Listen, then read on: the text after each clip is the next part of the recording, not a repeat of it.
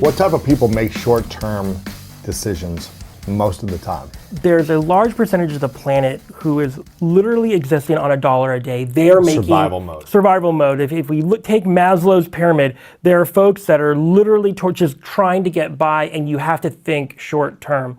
So first of all, it's a privilege to even start thinking in these larger, more expansive, temporally expansive ways. So for a lot of folks, this is just their reality. Now, one of the reasons I wrote the book is so there are fewer of those folks, right? So for those of us who are able to have conversations like this and listen to this or watch this, we can actually start making larger systemic changes. So those people who are literally struggling, right now, when I cook breakfast, I turned on a switch. There are people who will have to walk 5 miles, often very dangerous 5 miles just to collect wood. So let's recognize that. A lot of us make short-term decisions, though, who could be making longer-term decisions, because the overall kind of structures that we exist in society are incentivizing that, right? So if I work with CEOs and I meet these CEOs of Fortune 50 companies, and they're like, Ari, this is great. I want to talk about the big future. Let's go out 6 or 8 months, right? Because they're incentivized on a quarterly return basis.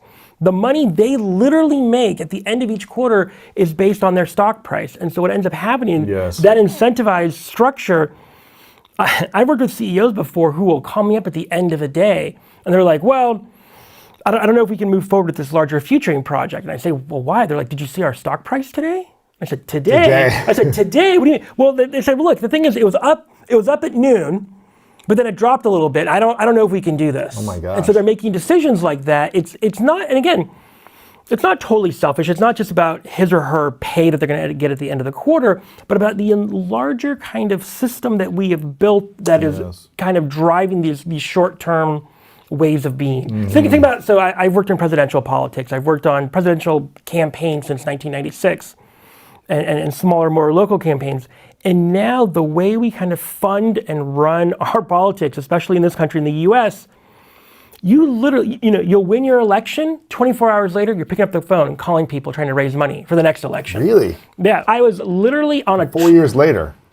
No. The day after you win. But I mean, for the next 4 years or whatever. Yeah, 4 years or 2 years. I was on, unnamed senator was sitting next to me in the Acela from DC to New York. And this was about a day and a half after the election, because I was down in DC for it. I was making my way back up to New York. I'm not going to say his name, but this person was heading up. And I wasn't totally listening, but I could tell they were kind of making these rapid calls. And some of the calls were to people, even though this is a U.S. senator, this U.S. senator was introducing themselves, like, this is Senator, thank you for your support. As you know, we've opened up another PAC for my next election.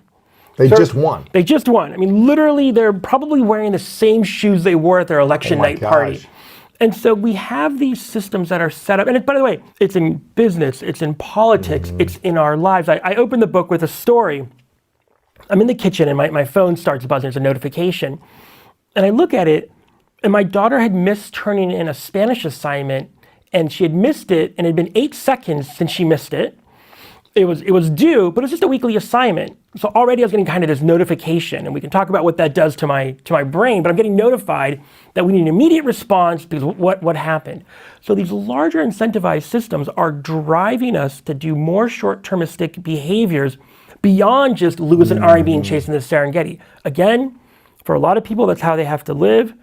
But for those of us who don't have to struggle at that level, we have to break out of this. And so this book is about that mindset that we need to adopt to take us out of that.